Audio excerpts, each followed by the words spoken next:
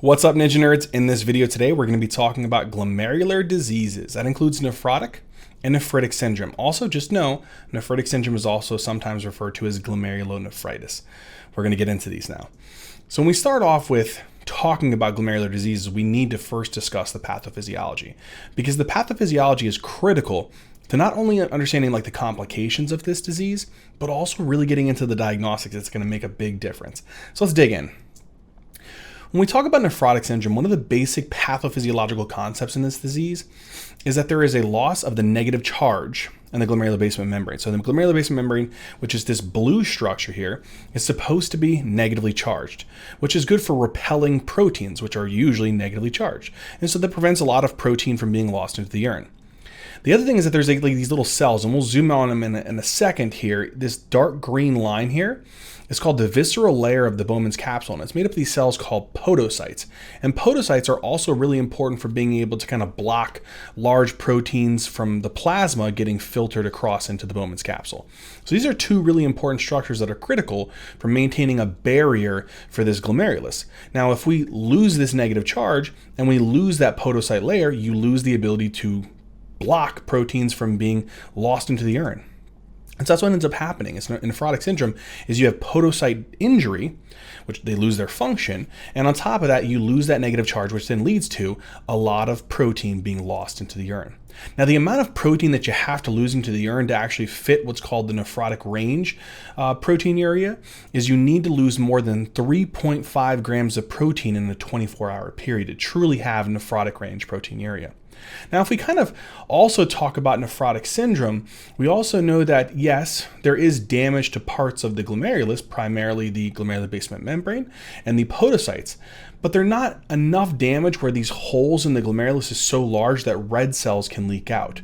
And so because of that, there will be no hematuria in nephrotic syndrome. All right. There's two exceptions to this rule, and these are patients who can have what's called a nephritic picture with nephrotic range proteinuria. And the only two exceptions to this is called membranoproliferative glomerulonephritis and lupus nephritis type 4. But I don't want to get too bogged down in the details. I just want you to know that nephrotic syndrome is podocyte damage and loss of negative charge of the GBM, which leads to protein being lost into the urine, a heavy amount, greater than 3.5 grams per day, and they shouldn't have any hematuria. All right. Now, zooming in on this, you can kind of get an idea here that when we look at the capillaries here, this is your glomerular capillaries, they're fenestrated. And so there is some spaces here which naturally allow for some things to pass, but you're supposed to have this negatively charged GBM. Now, they're supposed to repel proteins. If you lose that and it now turns positive or relatively positive, you lose that repulsion factor to the proteins. The other thing is you're supposed to have these podocytes. They have these little foot processes that are supposed to catch the proteins in their slit diaphragms. And if you lose these, now the proteins can easily leak across. And so these negatively charged proteins have no barrier now, and they'll just easily cross, get into the Bowman's capsule, and eventually into the urine and cause proteinuria. Now, when we talk about nephrotic syndrome, it is a syndrome, but it's an umbrella term for multiple different types of things. And so we have a couple causes here.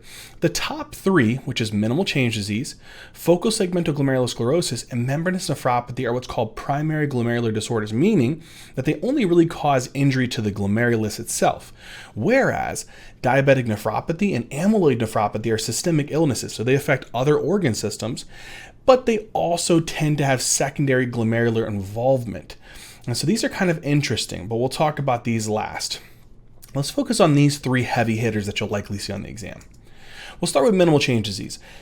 The biggest thing for minimal change disease, it is the most common nephrotic syndrome that will occur in children. All right, and the primary trigger behind this is that there's T cells that are releasing lots of cytokines. The trigger behind like these cytokines could be multiple reasons, but what we know about these cytokines is that they tend to cause some degree of podocyte effacement. So you lose those podocytes with that function, and that's how the protein gets passed. Now, what's the trigger for the cytokines? It could be just idiopathic. We don't really know the reason. Oftentimes, if it is idiopathic and we've ruled out all the other secondary causes, we usually chalk it up to a viral infection or maybe a recent vaccination. But secondary causes that are important to consider in minimal change disease include NSAIDs, chronic NSAID use, and lymphoma can also be seen in this disease. The next one's called focal segmental glomerulosclerosis. The important thing to remember is that we see this in adults as compared to minimal change, but we see it in an African American predominant population. Now, what happens in this is similar to minimal change in the sense that there is cytokines that are involved that cause podocyte defacement, which leads to, again, those proteins being lost. But there's also a lot of growth factors for some reason. And these growth factors, they trigger the mesangium that kind of sits in the proximity around the glomerular capillaries. And what they do is when they're stimulated, they release a lot of fibrous tissue. And that extracellular matrix or fibrous tissue gets kind of deposited in focal areas of the glomerulus. And this is what leads to sclerosis of the glomerulus. And that's called as you see here, a sclerosis or hyalinosis, which is basically, in layman's terms, a scar on the glomerulus. Now, when you do that, you lose function of the glomerulus, and that's really important. But basically, the combination of these things is what leads to this patient leading to a lot of protein being lost into the urine, is the scars as well as the podocyte effacement. The big thing to remember what's triggering these things is a lot of the times we don't know. It's idiopathic. But in order for us to really get to that, we have to exclude a lot of other causes, which includes what? Well, you want to include things like HIV, obesity, heroin abuse, interferon therapy is another one. And another really interesting one is sickle cell. I'd say out of these, the real big one that I want you to think about is HIV and heroin use. These are really important ones that we've been seeing a lot. And I'd say HIV is the biggest one because it can cause a collapsing variant of focal segmental glomerulosclerosis, which can lead to end-stage renal disease pretty quickly. And so that's really important to remember. The next one and the last one for our primary glomerular disorders is called membranous nephropathy. Now, this one is also very common in adults. We can see this in a lot of different types of populations, but one of the big things that I think are high yield to remember about this is that it can cause these immune complexes. Now, what the heck? What that mean when you talk about immune complexes, Zach? That's basically an antibody and an antigen that's connected together. Now, what happens is these antibodies, you have specific antibodies that they can actually form in this disease that are very specific for membranous nephropathy. And what happens is when they bind onto this protein, they can go and deposit right here into the subepithelial layer. So what does that mean? Here's your glomerulus, which is your endothelium. Between the basement membrane and the endothelial layer is called the subendothelial layer.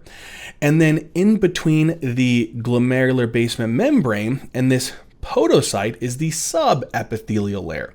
This tends to have a lot of subepithelial deposition of these immune complexes.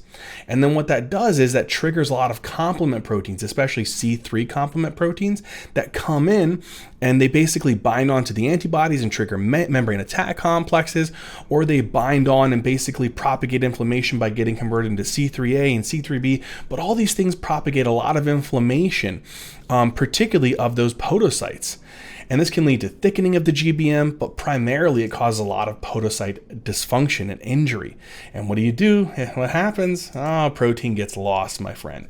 And so that's the mechanism here. Now, this antibody, it's very important. And the reason why it's very important is that we test for this antibody 95% of the time. If it comes back positive, it's pretty much specific for membranous nephropathy, and you wouldn't have to maybe even undergo a biopsy. And so that's called the anti-phospholipase A2 receptor antibody. This is the primary antibody that can bind onto the PLA2R protein, and when it binds onto it, it deposits here and triggers this immune reaction. Other triggers that are secondary causes, I like to group them into a couple different ways. One is infections. Hepatitis B, hepatitis C, and syphilis is another one.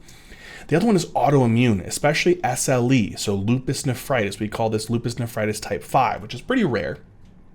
Another one's malignancy, especially colorectal cancer and lung cancer. This may also trigger this process. And lastly, certain drugs such as gold and penicillamine. Gold we used to see a lot in rheumatoid arthritis, and penicillamine is kind of a copper chelating agent. So you may see this in like Wilson's disease. But these are the concepts that I kind of want you guys to consider here. But I'd say the biggest thing is going to be this one here. All right, this is the biggest kind of trigger. All right, so we know this one is idiopathic, could be NSAIDs, could be lymphoma. This one is primarily idiopathic, but could be HIV, could be heroin, obesity, could be interferon therapy. So that's really important in sickle cell. This one, it's primarily in the range of anti-PLA2R antibody that we're really concerned with, but don't forget about infections, hepatitis B, C, and syphilis, and malignancy is another really big one. So look for solid organ tumors like colorectal and lung cancer. Now, the next component here is diabetic nephropathy. Again, we're getting into the ones now that they're called systemic illnesses, so they affect other organ systems, but they just so happen to involve the glomerulus secondarily. Now, diabetic nephropathy is one of the most common causes of albuminuria, which is a type of proteinuria, which is really important. When we talk about proteinuria, we're including all different types of proteins in the urine, not just albumin, even though that's the primary predominant one. And diabetic nephropathy, they primarily will cause a lot of albuminuria. Now, the mechanism behind this is that usually you have a lot of glucose, as we're going to represent with this black structure here. Now, this hyperglycemia can undergo non-enzymatic glycation via the neg here, and it binds with proteins and lipids, which then go and deposit into the efferent arteriole and cause hyaline arteriosclerosis. What happens is you narrow this outflow tract from the glomerulus, which then builds pressure up. As blood's supposed to go through here, it's supposed to leave. It can't leave, it builds the pressure up in the glomerulus and starts pumping the actual plasma out into this Bowman space. So it causes a transient hyperfiltration process. Our kidneys don't like that, to have a hyperfiltration for too long. And so what happens is it creates a compensation mechanism. It tells these mesangial cells here, which are represented in black, to say, hey, I need you to undergo glomerulosclerosis to protect the glomerulus from this high filtration process. And so unfortunately, in that process, it leads to this kind of maroon membrane now, which we're going to call glomerulosclerosis. And it occurs in nodules. We almost call this Kimmel-Steele-Wilson nodules. Problem with this is that it can reduce GFR, but it alters the podocyte function. And that can lead to a podocyte effacement and thickening of the GBM and a lot of nodular kind of sclerosis to occur. And all of this will lead to a lot of protein to be lost into urine, especially albumin. The next one's called amyloid nephropathy. We can see this in a lot of different diseases, but the concept with amyloidosis is you have lots of misfolded proteins called amyloid proteins. And what happens is these misfolded proteins, they kind of deposit into the glomeruli as well as other organ systems, including the myocardium. They can deposit into the pancreas. They can deposit into the skin. They can deposit so many different areas and cause a lot of systemic involvement. But basically what we see here is it can deposit into the glomerulus and can cause a decent amount of inflammation and podocyte effacement, and that can again lead to a lot of proteinuria. And so that's why it's important to remember. The big thing is what's causing the amyloid proteins to generate. And this could be in systemic illnesses. We see this in sometimes multiple myeloma, where there's lots of these light chain proteins which are being formed, and they can form amyloid proteins. Another one is when you have a lot of systemic inflammation, which we can see in AA amyloidosis, which is like inflammatory diseases like rheumatoid arthritis, inflammatory bowel disease. And so these are things to consider, but I'd say the more common one would be the multiple myeloma. All right, so we've now kind of generated a pretty good schema to understand what is the basic concept of nephrotic syndrome, being that it's heavy proteinuria from podocyte effacement and loss of negative charge of the GBM. Minimal change, most common in children. Focal segmental, most common in African Americans. We talked about membranous nephropathy. The biggest thing is to remember these immune complexes, the anti-PLA2R, don't forget. With focal segmental, don't forget the secondary thing like HIV, heroin, obesity, interferon therapy, and sickle cell. And then minimal change, again, most commonly it's going to be idiopathic. And one last thing to remember about minimal change disease is that it tends to cause selective, I'm going to repeat this 2 times, selective albuminuria. Selective albuminuria. So they primarily leak albumin into the urine, not really a lot of these other proteins, which is another one that leaks out primarily albumin. Diabetic nephropathy. But you would see this in a patient who has chronic diabetes, whereas in this you would see with a patient who is a young child. All right. And then lastly, amyloidosis. Think about this in a patient who has maybe a multiple myeloma type of picture, and this is something that you would think about. All right. Now we move into the next one, nephritic syndrome. What's the basic differences between that and nephrotic? Well, with nephritic syndrome, you're not really kind of causing a loss of negative charge. What's actually happening is you're truly causing glomerular damage and injury. And when you injure the glomerulus, you basically cause this glomerulus to have holes in it. So you're going to create a hole between the endothelium, maybe a hole between the glomerulus, and a hole between the podocytes. And this hole is going to be pretty darn big, where it can actually cause protein to leak out and red cells to leak out and sometimes even white cells to leak out. So if I cause this injury and the injury is substantial enough that it causes inflammation and destruction of the entire GBM, look what could happen. I could leak out a lot of protein and I could leak out a lot of red blood cells. Here's the difference though when we talk about these. This one is actually destruction, where you're creating pores in the glomerular basement membrane and the fenestrated capillaries and in the podocytes. The big difference is that usually this is going to cause red cells and white cells to be lost. But you're going to notice something interesting. You see the proteinuria, it's less than 3.5 grams. Usually nephritic syndrome has nephritic range proteinuria, not nephrotic range. There again, remember the two exceptions? Lupus nephritis, as well as, what's the other one? Membranoproliferative glomerulonephritis. Those are the two which can have a nephrotic range proteinuria, as well as have features of nephritic syndrome. Otherwise, nephritic syndrome shouldn't have the degree of proteinuria. And so that's really important to remember. Now, when we take a look at this, again, what we're really having here is so much inflammation and destruction that we're literally causing holes to form in the GBM, and sometimes even in the capillaries and sometimes even in the podocytes. But you're literally creating holes, and these pores are going to be large enough that you can allow for proteins and red cells to cross easily across this damaged and no longer capable of blocking proteins and red cells, this GBM. You're basically allowing it to all flow through, all right? Now, when we talk about nephritic syndrome, which is again, nephritic range, so less than 3.5 grams of protein per day, but primarily holes or pores in the GBM that cause red cells to leak out. You then need to think about the causes. Now, I like to break these up not into if it's primary or secondary, like systemic illnesses with secondary involvement. I break it down into the mechanism. All right. The mechanisms are a little bit more clear for nephritic syndrome as compared to nephrotic. So one is I like to think about direct antibody-mediated glomerular injury. So antibodies literally go in and attack the glomerular basement membrane. And whenever these antibodies go in and attack the glomerular basement membrane, they cause inflammation, which causes holes to form, and that's how the proteins and the red cells leak. What's the reason for those antibodies? We see this in two diseases. And a lot of times people think that these are the same. They're not technically the same. That's anti-GBM disease and Goodpasture syndrome. What happens is they both have a specific antibody called the anti-GBM antibody. And it's going to attack the glomerular basement membrane, cause a lot of damage, put holes in the GBM. But here's the other thing that can happen with this anti-GBM disease or Goodpasture. Is not only can it cause red cells to get lost into the urine, and not only can it cause protein to be lost into the urine, but it can cause so much injury that it can cause our parietal layer, and we'll talk about this later in the complications, the parietal layer of the Bowman's capsule, to overproliferate. And when it overproliferates, it literally creates this crescent that basically forms inside of this glomerular, this Bowman's capsule, and it literally compresses or blocks off the glomerular capillaries from filtering things across.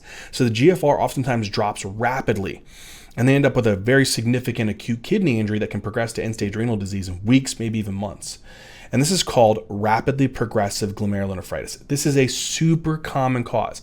So anti-GBM and Goodpasture can definitely cause RPGN. So if you see a patient comes in, hematuria, proteinuria, and rapidly developing decline in renal function, think about RPGN and think about this disease. What happens is these anti-GBM antibodies, what's really cool about these things is that what they do is they love to attack the glomerular basement membrane, this kind of blue structure here. And what they do is they bind on to like one of the non-collagenous portions of type 4 collagen. So imagine here is our glomerular basement membrane. Here's kind of the type 4 collagen. There's a non-collagenous portion here that the antibodies love to bind onto.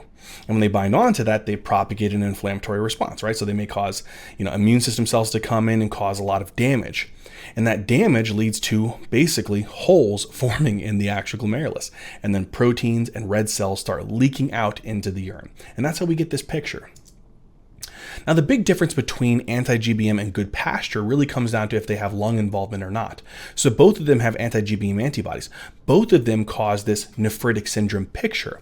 But only Goodpasture syndrome also attacks the type 4 collagen in the respiratory membrane, which can lead to hemoptysis. And so that's an important thing to differentiate between the two.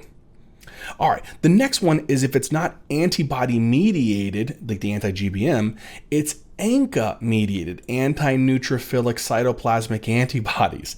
Now, ANCA mediated is really important because there's a couple different types. One is it could be C-ANCA mediated. We see this primarily with granulomatosis with polyangiitis, also sometimes abbreviated GPA. Now, The other one is your P-ANCAs, all right?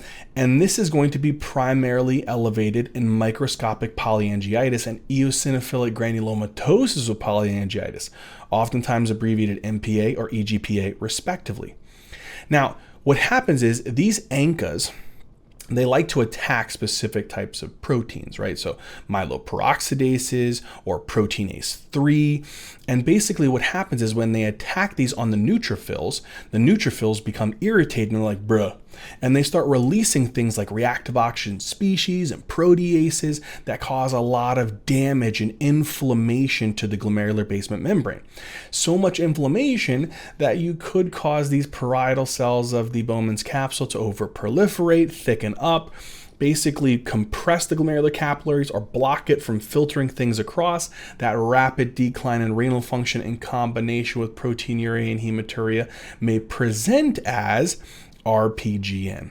And so that's why it's important to remember a patient comes in with a rapid decline in renal function in combination with hematuria and proteinuria, you have to have on your differential ANCA vasculitis and anti-GBM disease or Goodpasture syndrome.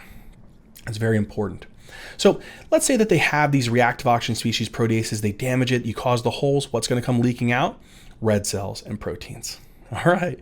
Now, the way that we oftentimes differentiate these, we talk about it more in the vasculitis lecture, but just as a quick prelude into that is that these are oftentimes differentiated based upon laboratory studies, such as the ANCA type. So if it's C-ANCA, we see that more predominantly elevated in the GPA, whereas P-ANCA could be elevated in both MPA and EGPA. We also oftentimes see that this can not only cause vasculitis of the glomerulus, but vasculitis of the bronchial and sometimes pulmonary vessels, which may cause hemoptysis and bilateral pulmonary infiltrates sometimes. We also know that they can all cause glomerulonephritis via this nephritic syndrome picture, but what we also use to differentiate these to a degree is Wegener's, which is what we used to call it, or GPA, has sinus involvement. So it can cause these ulcerations, it can cause a saddle nose deformity, otitis media. And then EGPA tends to have this atopic presentation, meaning it can cause allergic asthma and allergic kind of like rhinitis or sinusitis type of picture. But I think the big thing is that allergic asthma, which is oftentimes presented in the vignette in a patient who has these pictures, but they have an elevated IgE profile, they have elevated eosinophils, and they have asthma at a weird time frame in their life. So that's something to consider. All right. We move into the next group, or let's say a cluster of mechanisms here, and that's immune complex. So we had antibody depositing, antibodies activating neutrophils to cause inflammation, or antibody antigen depositing into the glomerulus. So those are the different mechanisms so far. If the antibody antigen complex deposits into the glomerulus, it can propagate inflammation primarily through most of them via C3 complement proteins, as well as activating immune system cells to come in and cause a lot of inflammation and destruction. Let's go through each one. So post-streptococcal glomerulonephritis is a very common one that you have to know for your exam. We see this oftentimes in patients a couple weeks after they got like strep throat or they got impetigo and they have a group A strep infection. Your body generally will generate an immune response to that bacteria, and these antibodies that are present are indicative of likely an infection.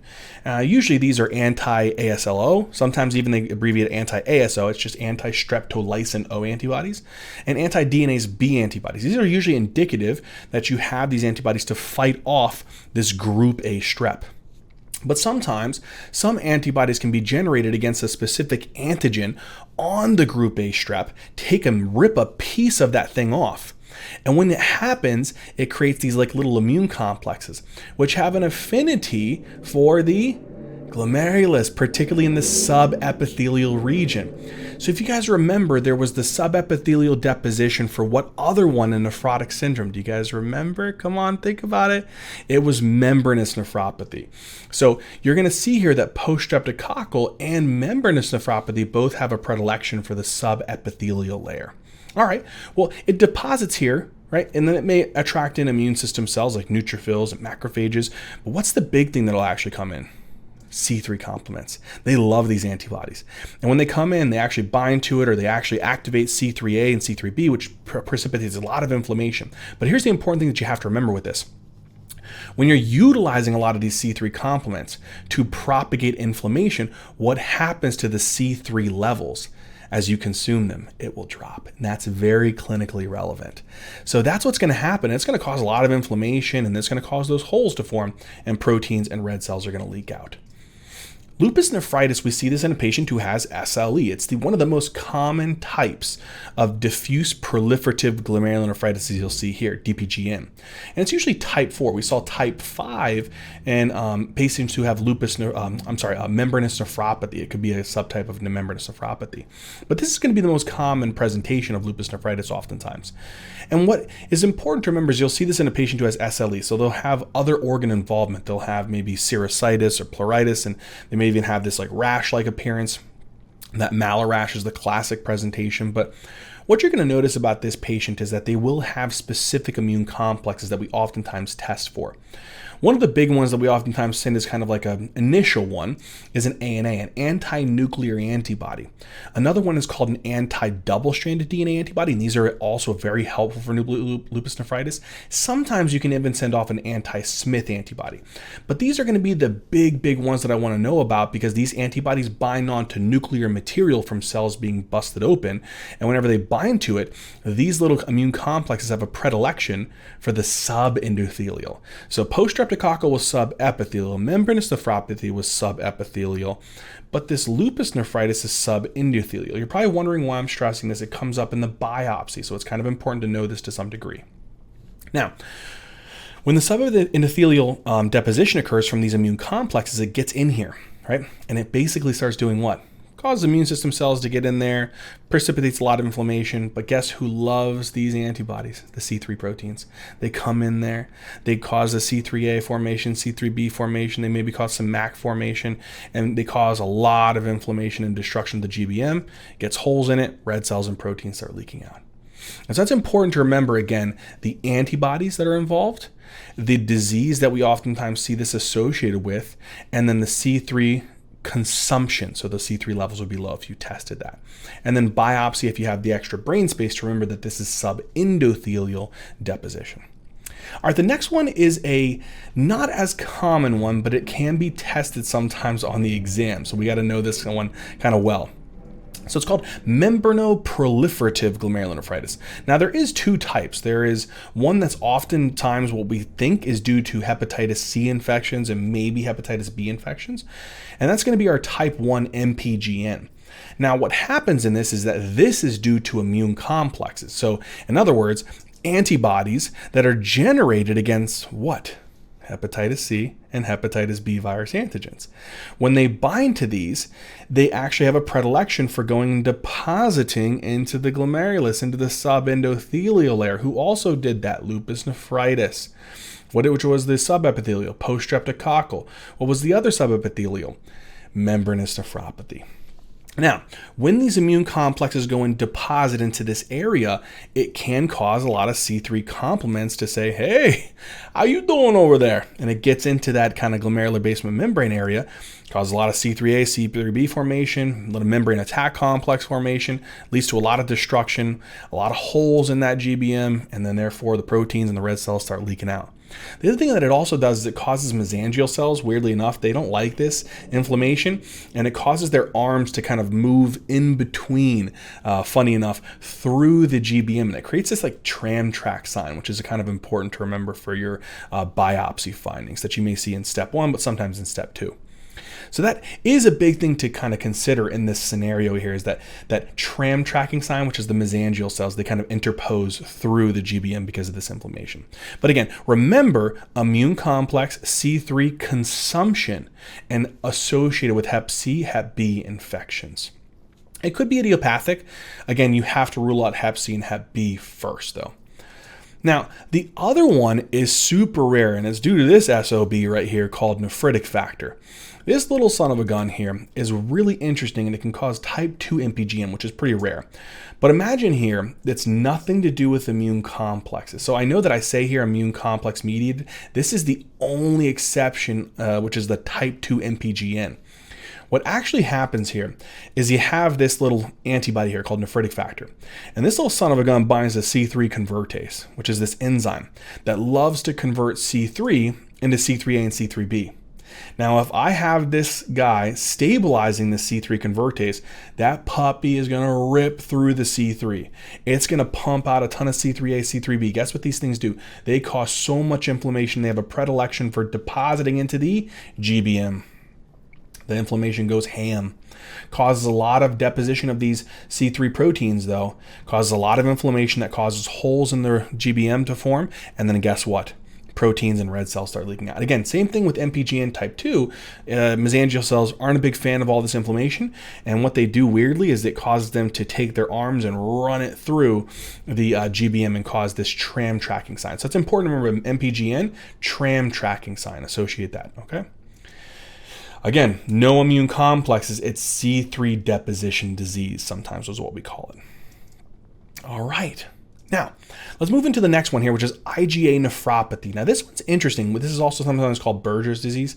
We see this in children too, but it's usually days, whereas post-streptococcal, 2 weeks, maybe in this one, couple days. So a couple days ago, they had an upper respiratory tract infection or they had gastroenteritis, and now all of a sudden they have hematuria, all right? And it's usually sometimes that's it. It's just asymptomatic hematuria that they'll present with.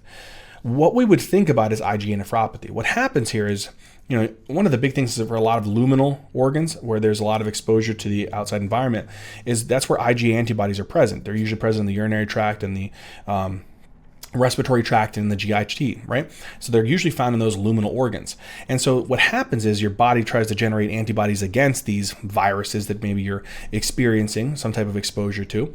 But unfortunately, these antibodies bind with other IgA antibodies and they make these complexes. Guess what these have a predilection for? The mesangium.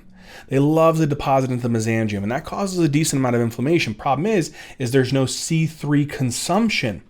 It's just generalized inflammation that over time spreads to the GBM, causes some holes to form within the GBM, and red cells and proteins leak out.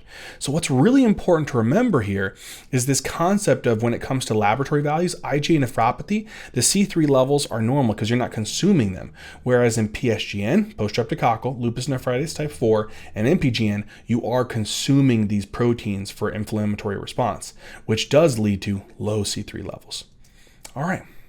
The last category, so we had anti-GBM, we had then ANCA, and then we had immune complex. The last one is the interesting one, which is the genetic mediated. In other words, has nothing to do with antibodies. It's our immune complexes. This is just you have a deficiency or a mutation in one of the genes that makes the type 4 collagen. And that type 4 collagen is important in the renal system for the glomerular basement membrane. And if you don't have it, that thing gets really thin, weak, fragile. It's very susceptible to injury and destruction. And that's how we can get hematuria and proteinuria. But the other thing is type 4 collagen is not just important in the GBM. It's also very important in the spiral organ of Corti, which is important for hearing, which can lead to sensory neural deafness. And it's also important for some of the components of the lens, which can lead to anterior lenticonus. And so these are things to definitely be considering if a patient has deafness, hematuria, and visual disturbances. You may want to suspect potentially Alport syndrome as a possible disease process. All right, my friends, that really kind of gives us an overall concept of, is it anti-GBM antibody related? Is it ANCA? And if it is ANCA, is it C-ANCA or P-ANCA?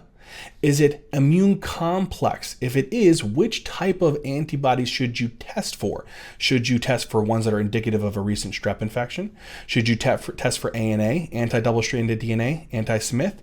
For this one, it's usually hepatitis related, but don't forget that tram track sign on biopsy. And IgA nephropathy, it's usually not a good idea to order IgA antibodies. They could be elevated, but oftentimes the history of a young child with asymptomatic hematuria after days ago they just had a GI or viral infection of the upper respiratory tract has hematuria. Think about this. But another way to seal the diagnosis, these top three, low C3 levels. This one, normal C3. And last one, if a patient has some type of sensory neural deafness, anterior lenticonus, as well as hematuria, definitely consider Alport syndrome. All right. What are some of the downsides to having nephrotic syndrome? In other words, if I am diagnosed with nephrotic syndrome and I have to tell, maybe I'm telling a patient they're diagnosed with nephrotic syndrome, what are the things that I need to have them look out for, or I need to be looking out for in general as a clinician? The first one is edema. We actually require edema to make the diagnosis of nephrotic syndrome. It's not just enough to have nephrotic range proteinuria. You have to have so much protein that you're losing into the urine that your liver can't keep up with it, that you can't make enough albumin, so your albumin in the blood or your serum drops. If that happens, then what happens is the amount of proteins in your vasculature that holds on to water reduces. Your oncotic pressure reduces. If that happens, what's going to happen to the fluid that's supposed to go into your vessel? It's not going to go. It's going to stay in the third space, the interstitial space. And that's going to precipitate a lot of interstitial fluid and edema features. Like what? Well, one is it could get stuck potentially in the lungs, cause a lot of pulmonary edema or pleural effusions. We see this a lot. Sometimes in patients, weirdly enough, we think they have CHF, we diurese them, we can't get that fluid off, and then we check and we say, hey, maybe they actually have nephrotic syndrome because their albumin's like 1. And so sometimes we can potentially see this. Other scenarios which are really, really important is around the eyes. So periorbital edema is sometimes somewhat pathognomonic. It's not perfect, but it is somewhat pathognomonic for potentially a nephrotic syndrome. Another one is in the belly, ascites. It's not a portal hypertension related, it's just you don't have the ability to hold onto fluid in the actual peritoneal capillaries. And so you lose that oncotic pressure and fluid leaks out. And so that's another one where you would have a potential ascites there as well. The next one is lower limb edema, where you have a lot of edema and swelling within the lower extremities is another potential one as well. Okay, the next thing that you want to think about is hypertension. It is definitely not as common in nephrotic syndrome as it is in patients with nephritic syndrome. Much, much, much more common in nephritic syndrome. It's actually required to make the diagnosis, but nephrotic syndrome, you can see it. The concept here is that if you think about it, the patient is leaking a lot of fluid into the interstitial space. So what's happening to the amount of fluid that they actually have circulating through their vasculature? It's lower. And so your kidneys sense that and they say, oh, shoot, well, that's low. We better pump up the renin. And then renin eventually converts angiotensinogen into angiotensin 1. Angiotensin 1 eventually gets converted into angiotensin 2 in the presence of ACE. And then angiotensin 2 does what? Binds onto vessels and squeezes the heck out of them. So your blood pressure goes up. But also it activates ADH production and aldosterone production, who go to your kidneys and kind of reabsorb sodium from aldosterone and water with ADH. So then your blood volume goes up. And then if your blood volume goes up, guess what happens? Well, you could pump up your blood pressure, but guess what else it does? If you increase your blood volume and you don't have the albumin to hold on to that volume, where is it going to go? Right back into the third space, and you're going to worsen your edema. So that's another concept of why we say that this may be the underfill hypothesis that worsens their edema, but also can propagate this RAS activation. And so it's important to remember this, that it's definitely edema that's huge, but as a secondary effect, we may see some high blood pressure. All right, hyperlipidemia is also another criteria to make the diagnosis. So you're losing protein, right? Your liver kind of says, oh boy, my proteins are dropping. I got to go ahead and do something. So it starts saying, let me pump out whatever proteins I can. And it pumps out albumin, just not enough, but it also pumps out lipoproteins, all right? And so now, if I have a lot of albumin being synthesized, unfortunately I have a lot of lipoproteins also being synthesized, such as VLDL and LDL. The problem with that is that as these proteins are synthesized excessively, we carry a lot of triglycerides and we carry a lot of cholesterol. And that's where we'll see potentially a lot of lipids getting lost into the urine, because this is going to cause an uptick in cholesterol in the blood and an uptick in triglycerides in the blood. And that'll get lost into the urine and it'll cause this lipiduria or fatty cast that we could see. All right. Another thing is that if we have lots of cholesterol within the blood, it can increase the risk of developing atherosclerotic cardiovascular disease, right? And this can lead to TIAs or strokes. It could lead to occlusion of a coronary artery, causing coronary artery disease or MI in worst case scenario. And lastly, it can clot up the vessels in the legs and cause peripheral artery disease, and worst case scenario, maybe even acute limb ischemia. The next complication, it's not necessarily a criteria for the diagnosis. Usually the criteria for nephrotic syndrome is nephrotic range proteinuria, hypoalbuminemia, hyperlipidemia, and then on top of that, we also expect edema. Those are usually the criteria that we need. Now, this is something that we can see.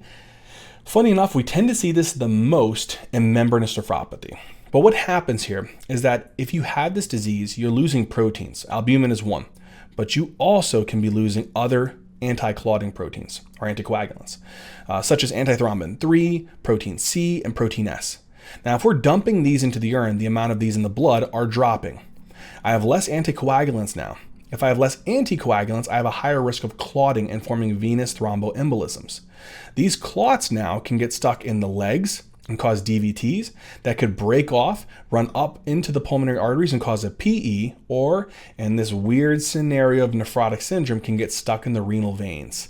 If it gets stuck in the renal veins, it congests the kidneys. They can't get blood out of the kidneys, and that causes them to get kind of enlarged and distended, which can lead to a lot of flank pain and hematuria. And weirdly enough, LDH levels tend to be a little bit higher in this disease as well. Now, one of the big things here is if by some chance you have a thrombus here that causes this presentation and a very severe jump in the creatinine, you could think about bilateral renal vein thrombosis. Otherwise, it's unlikely for renal vein thrombosis to cause significant acute kidney injury unless both the renal veins are occluded. All right. Again, we see this, interestingly, most common with membranous nephropathy, especially the renal vein thrombosis. All right. The next thing is that we do see a higher risk of infections, and therefore we want to increase the vaccination surveillance for these patients. Because again, when you're losing proteins like immunoglobulins, you'll have less immunoglobulins circulating in your bloodstream, and then you can't fight off these particular infections if you become exposed to them, especially Streptococcus pneumonia. And this can get kind of stuck in that acidic fluid and cause peritonitis, which is actually relatively common in this disease. If a patient has pulmonary edema, it definitely increases the risk of them developing infection, and such as pneumonia. And then lastly, we may see UTIs as well. So this is the thing to think about, is that they could be hypercoagulable and high risk of infections. All right. The last thing that we can see, we don't often see this with minimal change, but we do see this with focal segmental, and we do see this with membranous nephropathy is CKD. And also you can see this with diabetic nephropathy and amyloid nephropathy. But what happens is if you have anything that's causing chronic injury, right, where it's a chronic injury to the glomerulus and at least to glomerular sclerosis, you will start to see a drop off in the GFR. And if you have a drop off in the GFR, what's going to happen is you're going to have a buildup of waste products because you can't filter these waste products out. So creatinine can build up, the BUN can go up, and you can even develop CKD complications like hyperkalemia, acidosis. You can develop uremia, hypervolemia, but this is usually as you get really towards the end stage of chronic kidney disease. The other thing I think it's really important to remember is, again, we can see this, but it's usually in diseases that cause repeated chronic injury, which is in focal segmental, especially if it's idiopathic or HIV related. We can see this in membranous nephropathy, especially if it's idiopathic or some type of I'd say chronic process, like a malignancy, which is not easily treatable. And sometimes we can even see this in infections as well. Diabetic nephropathy if it's not treated properly, and amyloid nephropathy as well. But I definitely would be taking a big look here at FSGS and membranous nephropathy, because these can cause CKD in some patients. All right, we've hit nephrotic syndrome, being that they need edema, they could have hypertension, they definitely have to have hyperlipidemia, but they also can experience hypercoagulability, hyper risk of infections, and sometimes CKD in certain types. Nephritic syndrome may also have edema, but it's the exact same mechanisms. They're dumping out proteins, just not as much. But it's enough where the liver does struggle a little bit to make enough albumin, and so the albumin levels will drop in the blood. They'll lose their oncotic pressure gradient. They won't be able to keep fluid in the vessel. It'll leak into the interstitial fluid and worsen their features of edema, such as what? Pulmonary edema, pleural effusions, periorbital edema. It may also cause ascites. Again, this is not a portal hypertension related type of one. And then lastly, it may also cause lower limb edema. The other thing is that if you don't have as much that is staying in the vessel, because most of it's leaking into the interstitial fluid, your effective arterial volume is dropping. Your kidneys sense that. They amp up the renin-angiotensin-aldosterone system, and you end up with high blood pressure because of angiotensin II squeezing your vessels, or because of what? Pumping out ADH and pumping out aldosterone. And so these levels will go up, and they'll cause you to retain a lot of sodium, a lot of water. Your volume will go up. And then what happens to your blood pressure? It'll go up. But guess what else? If I retain volume and I'm not having enough albumin to hold that, it leaks out into the tissue spaces and worsens the features of edema. So edema can be present in nephritic syndrome. But here's the other thing. Nephritic syndrome, it's classified. Oftentimes you have to have hematuria, right, with red blood cell counts, which we'll talk about. And hypertension is really needed for this diagnosis. The reason why here is in this disease, you're having a lot of injury to the glomerulus, to the point where oftentimes the GFR will drop off because these patients can easily develop something called RPGN. So if a patient develops a really bad glomerulonephritis, they can definitely develop RPGN. Remember we talked about that, where these parietal layer, the Bowman's capsule, these kind of easily replicate. They form a crescent and they squeeze on the glomerulus, or they block it and they rapidly reduce the GFR. If that happens, sometimes they can develop an acute kidney injury, but also with repeated injury to the glomerulus, you're going to cause inflammation that will reduce the GFR naturally. And so what happens is if the GFR does drop, what it does is it says, okay, less of this sodium and chloride is going to my macula densa. And they say, oh, bro, you're not filtering enough. You're not getting enough blood flow to the glomerulus. I got you, bro. Let me tell the JG cells to pump up the renin. And that's what it does. And renin goes ham. So not only does renin go up because of maybe albuminuria causing hypoalbuminemia to a degree, but it also goes up because of a drop in the GFR. When the renin goes up, it then tells, oh, let's get a lot of angiotensin II going on. Let's have him squeeze the heck out of the vessels and increase the blood pressure. Let's have him activate ADH and aldosterone production to cause a lot of sodium and water retention, which will pump up my blood volume and pump up the blood pressure. So hypertension is super common and actually needed to make the diagnosis of nephritic syndrome. All right. The next thing that's really important to remember for nephritic syndrome, especially not just because it's also oftentimes kind of very common in nephritic syndrome, but it also helps us to ask ourselves the question, is this patient exhibiting RPGN or not? So in patients who have nephritic syndrome or glomerulonephritis, they can have an uptick in their creatinine and a drop off in their urine output. In other words, they could experience AKI. It's the rapidity of the AKI that's important. So if I see a patient who maybe a week or two ago, they had a normal creatinine and all of a sudden their creatinine's tripled or doubled, and they have proteinuria, they have hematuria, they have hypertension, I'm going to be concerned about RPGN. That's the biggest concern. And if you don't treat it, this will cause rapid injury enough to where the kidneys will completely fail and they'll go into end-stage renal disease and require dialysis. And so that's really important to pick this up. Again, what happens is we see this in a couple different types. We can see this in ANCA vasculitis, and we can see this in anti-GBM or good pasture syndrome most commonly. But they cause so much inflammation to the glomerulus that what happens is some of the white cells and fibrin and other kind of cytokines get out here into the Bowman's capsule, and they signal these parietal cells. Imagine here is this outer layer. These parietal cells get the signal and they start proliferating. And then look, they fill up this entire Bowman space enough that they can squeeze and compress onto the glomerulus, or basically take up so much space of the Bowman's capsule that you can't filter a lot of this filtrate off of the glomerulus and in where? Into the Bowman space and into the tubular system. So the GFR drops quickly, and these patients won't be able to filter out a lot of their waste products.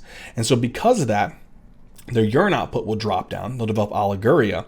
But on top of that, they're going to develop an increase in creatinine and an increase in their BUN, and sometimes even complications related to that, such as hyperkalemia, acidosis, hypervolemia, uremia, etc.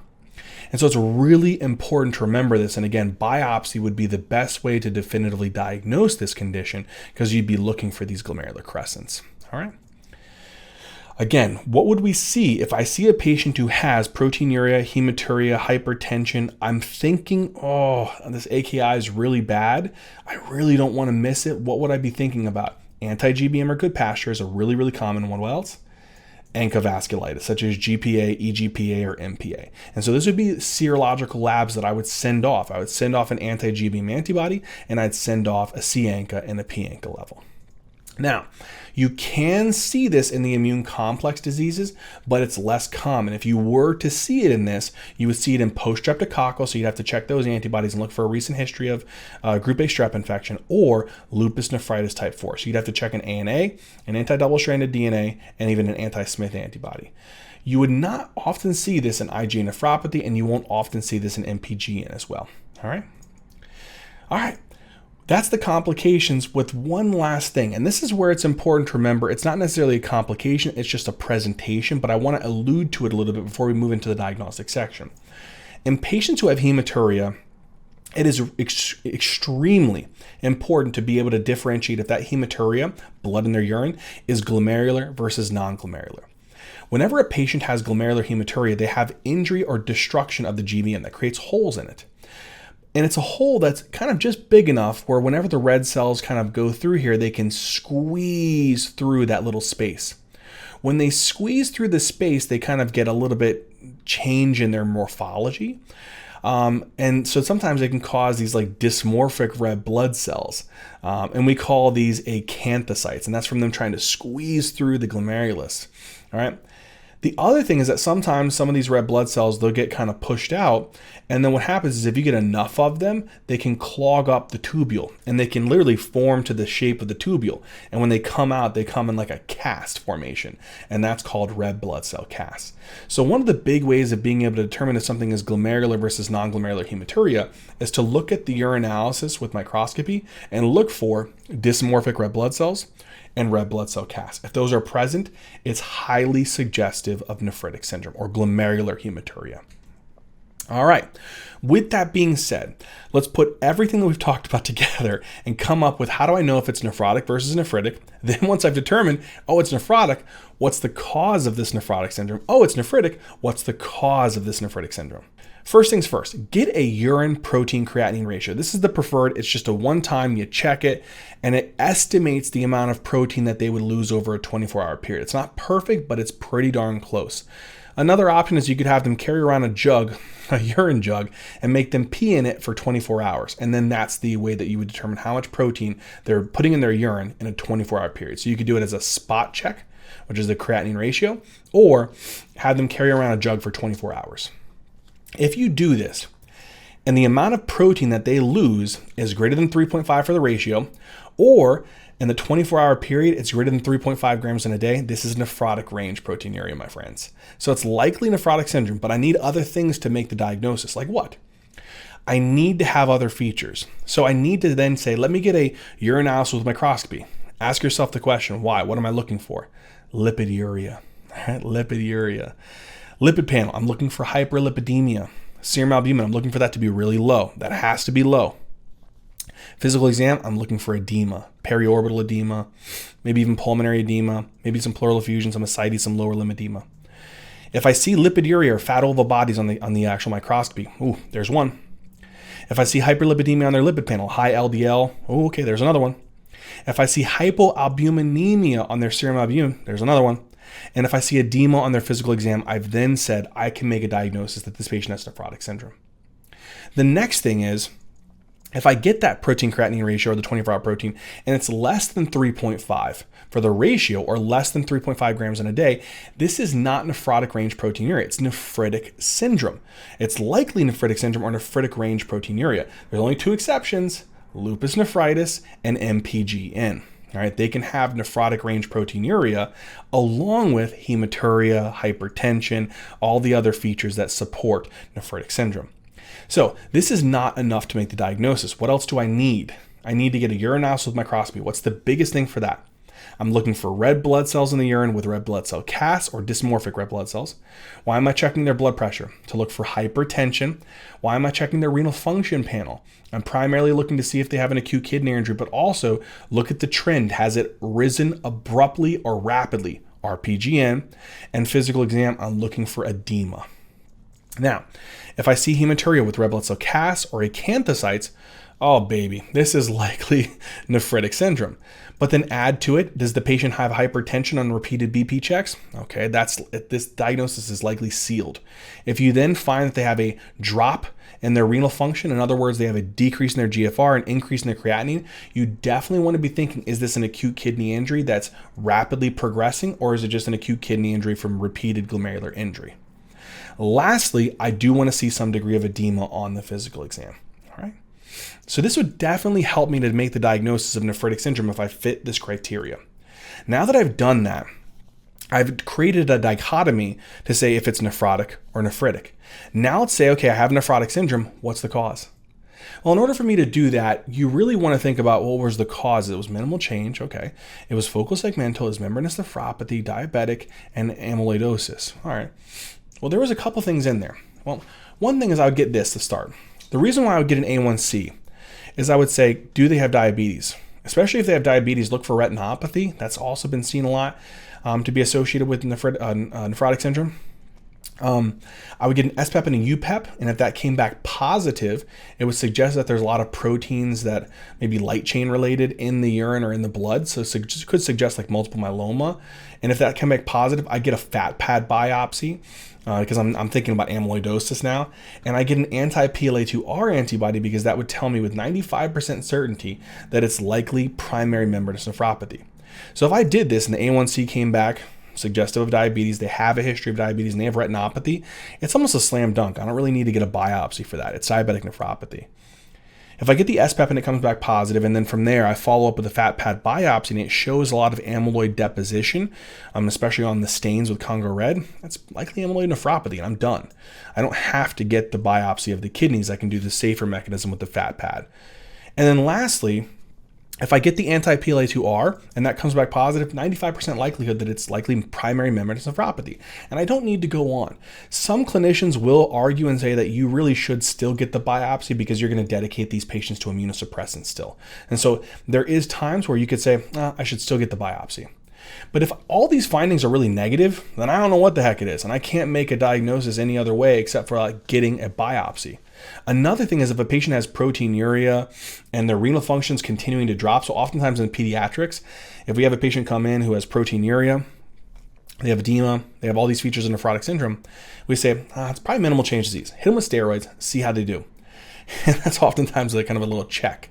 If they have persistent proteinuria and reduced renal function, despite you giving them steroids, it's probably not minimal change disease. And then I'm left with the likely thing that it could be all the other ones. Focal segmental, membranous nephropathy. I don't even know. Could it be diabetic nephropathy? It's probably unlikely in that stage because your history would suggest it. Could it be amyloid nephropathy? It's possible. And so at that point, I still don't know what it is. And so therefore, I should get a renal biopsy. If I get a renal biopsy and it shows me this, all right, let's say I didn't have any idea, and it shows me these Kimmel-Steele-Wilson nodules. This is kind of a glomerulosclerosis, but it's occurring in these nodular formation, classically seen with hyperglycemia that's chronic. So we see this a lot in diabetes. If I see this apple green, kind of like bifringent, kind of like coloring, that's highly suggestive of amyloid deposition that we see on Congo red staining, which is classic in amyloidosis. Oftentimes we don't have to get these tests, but if you end up getting it as a result in the vignette, you can use it to help you in aiding in the diagnosis of these diseases. Oftentimes what you will get potentially in the vignette is on the biopsy, you'd get a patient who has minimal change. That means that there's very little change. There's just podocyte effacement. There's no sclerosis. There's no nodules. There's no apple green bifringens. There's no thickening of the GBM or immune complexes. All that we have is podocyte effacement. But when you look at this thing under light microscopy, it looks completely normal. When you look under electron microscopy to look at the podocyte foot processes, they're gone. And we call that podocyte effacement, and that's classic on electron microscopy. Also, is this cytokine mediated or immune antibody mediated? It's cytokine mediated. So are you going to see any immunofluorescence of antibodies? No. So therefore, the immunofluorescence study should be completely normal. The next concept is focal segmental. This was cytokine related, growth factor related, but it did cause scarring. It did cause some glomerular sclerosis, and we should be able to see that on light microscopy. And so it would show up. You would see some sclerotic or hyalinotic areas. All right. What was the primary thing noted that it did? It affected the podocytes. It made them effaced. And so what would we see on electron microscopy? We would see podocyte effacement. Is this in any way, shape, or form regulated by antibodies? No. It was cytokines and growth factors. So would there be any antibodies that would highlight as fluorescent? No. So it should be completely normal. So that's really helpful. So another way that you could do this, if you did an immunofluorescence study and these came back normal, you likely have these diseases. The last one, though, is before we do that, if you get this diagnosis, so your biopsy supports focal segmental, what I would do is you want to then determine, is it primary or secondary? Primary is idiopathic. We don't know why. Secondaries, it could be due to HIV, which is the big one, obesity, sickle cell, heroin, interferon therapy. If any of these things are present, it's secondary. And if it's not, it's primary. And so that's really important to differentiate because it guides therapy. What do I mean? In other words, if I find that they have HIV, I treat the HIV. If they have obesity, treat that. Sickle cell, heroin, all those things, treat that. And eventually the disease should get better. But if it's primary, I'm dedicating this patient to steroids and maybe cyclophosphamide for a good remainder of their life. And so that's really important is because if it's primary, you treat this with immunosuppressants. Secondary, you treat the underlying disease. Now, the last one here is membranous nephropathy. This one was immune complex mediated, anti-PLA2R antibody mediated. So if I look at this one, it did cause thickening of the GBM. So if I actually got a light microscopy, I would see a pretty thick GBM layer here, all right? But if I look under electron microscopy, what am I going to see? I should see podocyte effacement. But here's the other thing. I'll see subepithelial deposition. What were the subepithelial? The subepithelial was the post-streptococcal and membranous nephropathy. The subendothelial is going to be the membranoproliferative and the lupus nephritis. So again, when I look at this one, I'll see these immune complexes depositing into the subepithelial layer because here's going to be the blood, here's the endothelium, here's the GBM, and here's going to be that podocyte layer. We're going to see these like dark complexes here in that subepithelial layer. Now, the other thing is there antibodies or immune complexes mediating this process? Yes. So if I tried to tag them and have it highlight fluorescent, would it? Yes. And we oftentimes say that if it's an immune complex deposition to the GBM, it'll appear granular. So in other words, post-streptococcal, lupus nephritis, we would also say membranoproliferative glomerular nephritis, and IgA nephropathy would all have this granular appearance, and that includes membranous nephropathy. If a patient has what we suspect to be primary membranous nephropathy, then we would be able to confirm that with the test that we just ordered, which is the anti-PLA2R. And if that antibody came back positive, it's likely primary, 95% chance, right? It's very specific. But if it didn't, then I have to rule out alternative diseases such as hepatitis, syphilis with an RPR, all right? And then on top of that, sometimes we even do the fluorescent kind of studying as well. I look for lupus with the ANA and the anti-double-stranded. I maybe have to do some scans to look for malignancy like colorectal and lung. And if they don't have any of these, okay, it's primarily the primary. And I would have that confirmed with the anti-PLA2R. If it is, then it's secondary. The reason why this is important is this one we treat with immunosuppressants. This one we treat the underlying disease. So with this being said, we have now come up with a framework of saying, I have nephrotic syndrome, what's the cause? And we can do that with some initial testing, but oftentimes you usually will require a renal biopsy in your vignette. Nephritic syndrome is a whole nother animal, right? This one includes a lot of serology. So if I have a patient who comes back, they have features of nephritic syndrome, their diagnostic criteria fits it.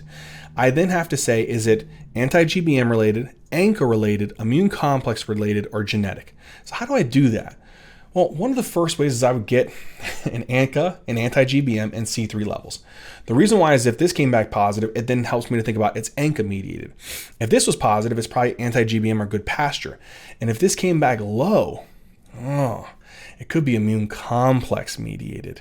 And so that's the way that I'm going to start off with this. So let's pretend I start off with this and I get ANCA come back positive. Okay, it's probably an ANCA vasculitis, but then I have to figure out, is it GPA, EGPA, MPA? How do I know? All right, well, subtype them or fractionate them. So get a C ANCA and a P ANCA. If the C ANCAs are primarily elevated, it's GPA. Especially if they have sinus involvement, pulmonary involvement, right? And on top of that, this nephritic syndrome picture. If it's P-ANCA mediated, it could be MPA or EGPA. Oftentimes, you'll have to kind of dig a little bit more and look to see if they have elevated IgE levels. Do they have some type of eosinophilia? Do they have a lot of atopy? That could suggest EGPA. And then MPA would also have none of those things. Oftentimes, the best way is a renal biopsy would help to nail down that diagnosis. Now, the next thing is to order an anti-GBM antibody. Now, this came back positive. It could be anti-GBM disease, or it could be good pasture syndrome. Now, how would I be able to determine the difference between these two? If they have hemoptysis or not.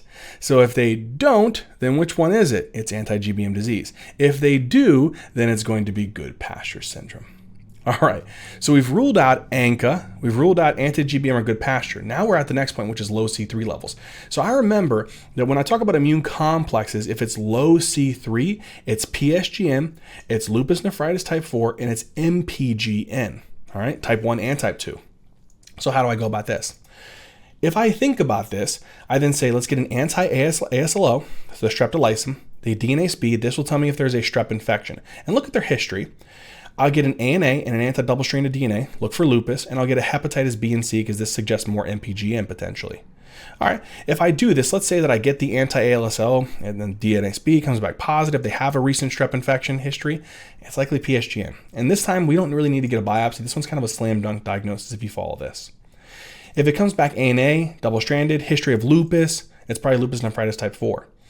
And if it comes back with none of these, but what we do see is a very diminished C3 level in combination with hepatitis C and B infection, maybe you could be thinking about MPGN. This one's a little bit tougher to diagnose based on serology. You may have to indicate this patient to go to get a biopsy to really confirm. Now, if the C3 levels are normal, right, and all of these other things are negative, then you may be thinking about IgA nephropathy versus Alport syndrome. And oftentimes, clinically, you can develop some degree of separation, but sometimes you may have to get the biopsy.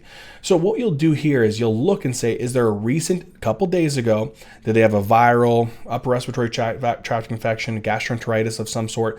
It's likely IgA nephropathy. And then if it's Alport syndrome, you'll have to have sensory neural deafness and anterior lenticonus. So this is some way, shape, or form which we can use serology to our benefit along with history. All right. So the next component here is, let's say that now I have made a pretty strong diagnosis of nephritic syndrome.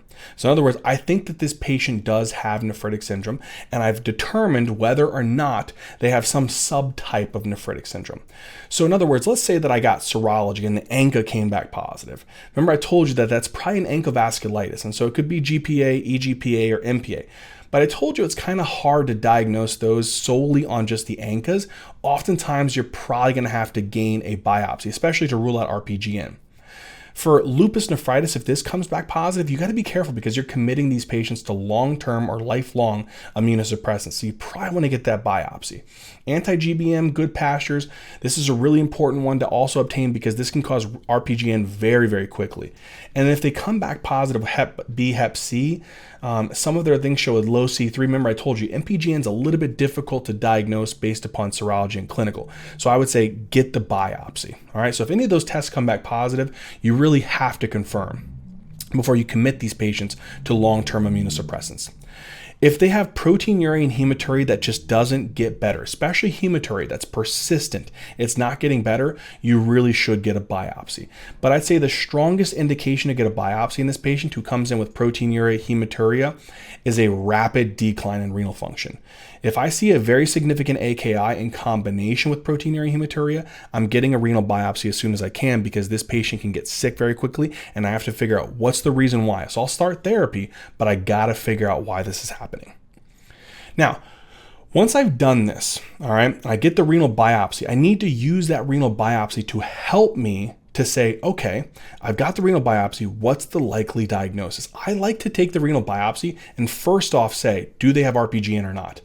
And so I'm looking for glomerular crescents on light microscopy. If I see this, oh boy, this is RPGN. What's my differential?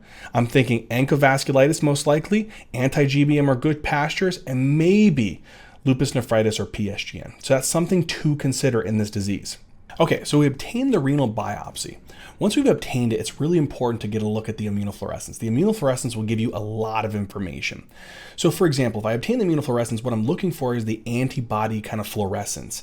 So we see that in nephritic syndrome, we have ANCA-mediated processes, we have anti-GBM-mediated processes, we have immune complex-mediated processes, and a lot of those will show up to some degree with a lot of fluorescence, but you need to have a lot of it depositing into the glomerulus. When you grab that renal biopsy and you apply that fluorescent dye, it's going to pop up. What's funny about ANCA-vasculitis is that it technically doesn't really deposit into the GBM. What it does do is it gets in the vicinity of the GBM and it basically activates neutrophils. And neutrophils will then go and deposit into the GBM and cause a lot of this inflammation. You'll get some of these ANCAs in there, but it's primarily going to be a lot of immune system cells that are causing this inflammatory process. And so what we say is this is a pauci immune. In other words, you see a little bit of fluorescence, but pretty much not much at all. There's a lack of really an immunofluorescence on this study. And that's highly suggestive of an ANCA-vasculitis. All right. Then when you look at the biopsy, what you're looking for is the presence of granulomas or not. If I see that they have no granulomas, in combination, I see that they have P ANCAs, I'm thinking about MPA. If I see they have positive granulomas and I see C ANCA, I'm thinking GPA. And if I see P ANCA, I'm seeing EGPA. And so that's how we use serology and the combination of renal biopsy to make the definitive diagnosis. Now, if I see granular appearance, granular immune complex, then what I need to do is I need to figure out which immune complex. Is it post-streptococcal? Is it lupus nephritis? Or is it MPGN? Is it one of these processes or IgA nephropathy? How do I do that? Well, one way is I'm going to look first at the placement of the complex deposition. If it's subepithelial, which one's that? Post-streptococcal. So if I see a patient who has that history and the recent strep infection, anti-ASO, anti-DNase B, low C3 levels, they have a granular appearance and the deposits are in the subepithelial region, it's likely post-strep. If I see subendothelial, then I'm thinking lupus nephritis type 4 or MPGN. Use the history. Do they have a history of SLE? Do they have positive ANA, double-stranded DNA, drop in the C3, subendothelial deposits that are there? Okay, cool. It's maybe lupus nephritis. But the other way that we can do this is we can say, how about we look a little bit deeper at the light microscopy, right? Afterwards. So we both see subendothelial deposits. But let's say that we look at the light microscopy. And when the light microscopy comes up, I see a lot of wire looping. That's diffuse proliferation. That's very common in lupus nephritis type 4. Whereas if I see this tram tracking appearance due to those mesangial cells sticking in their arms through the GBM, that's MPGN. And that's really, really important to differentiate. All right.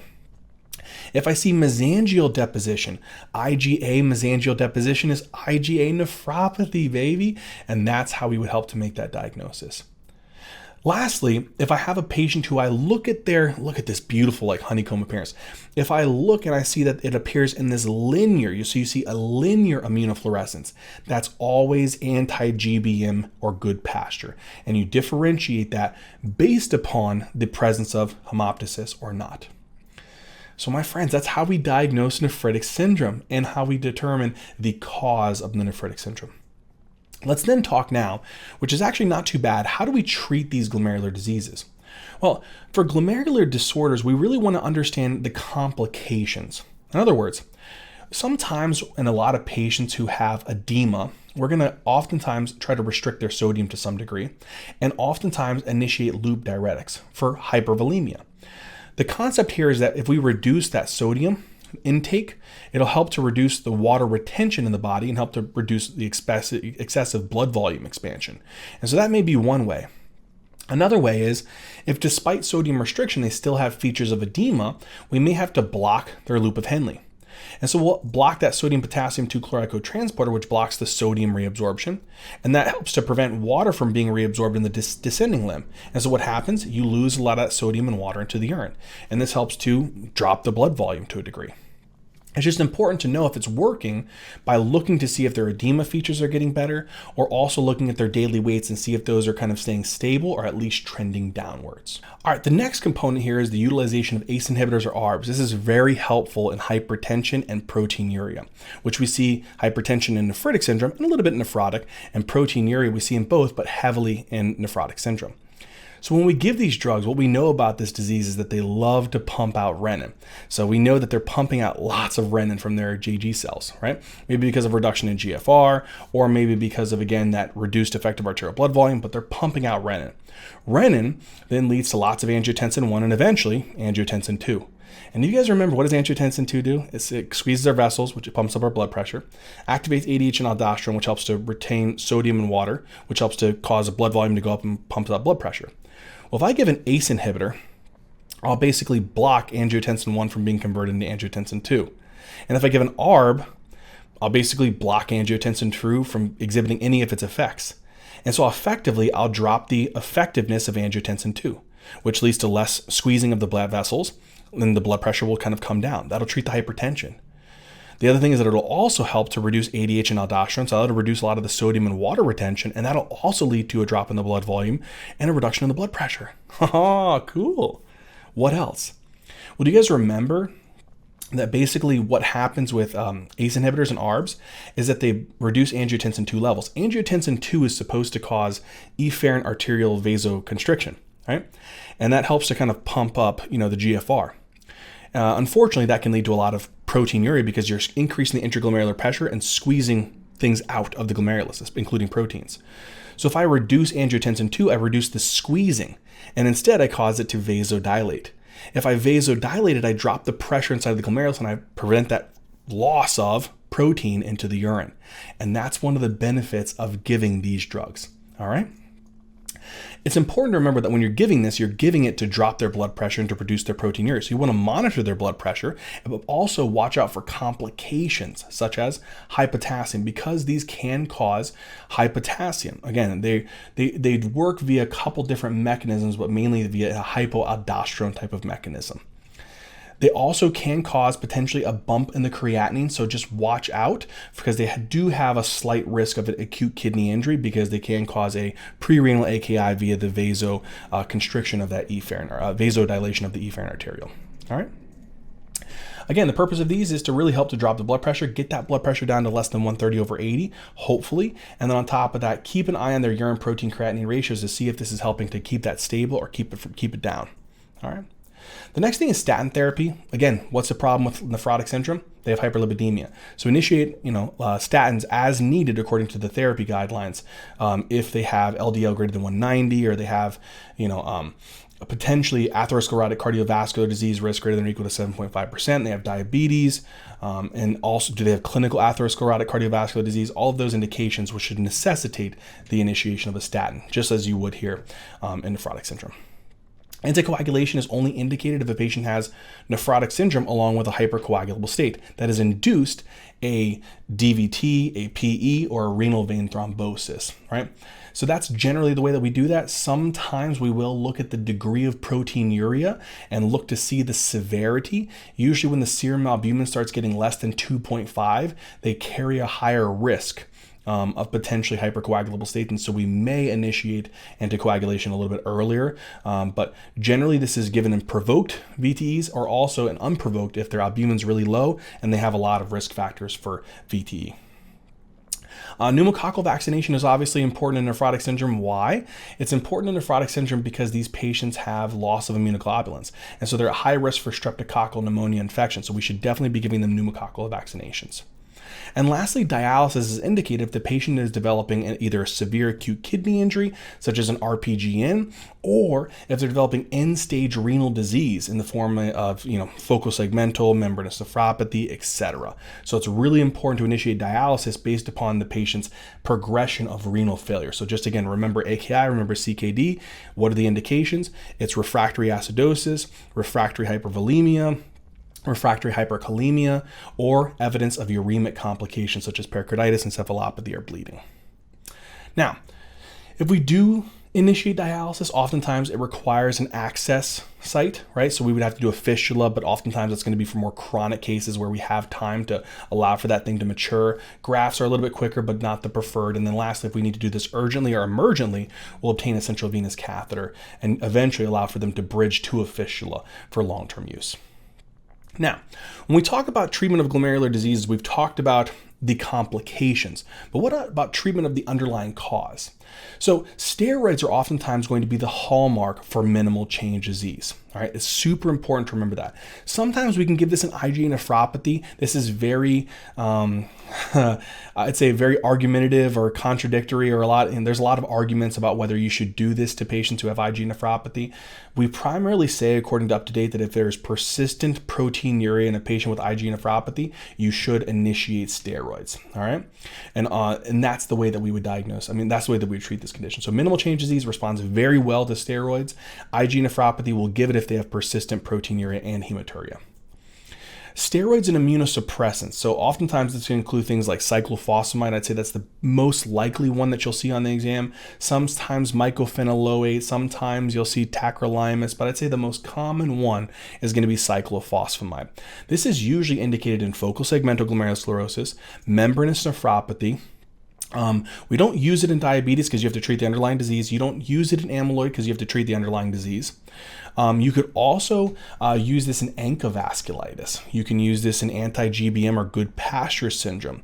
You can use this in lupus nephritis type 4, and you can use this in membranoproliferative glomerulonephritis. You'll notice that I did not mention post-streptococcal glomerulonephritis because oftentimes you don't need this. The patient will usually get better on their own. Plasmapheresis is an interesting indication, and we only give this in patients who have RPGN due to anti-GBM or Goodpasture disease, or they have ANCA vasculitis in combination with alveolar hemorrhage and RPGN. So they have to have both in order for us to really initiate plasmapheresis.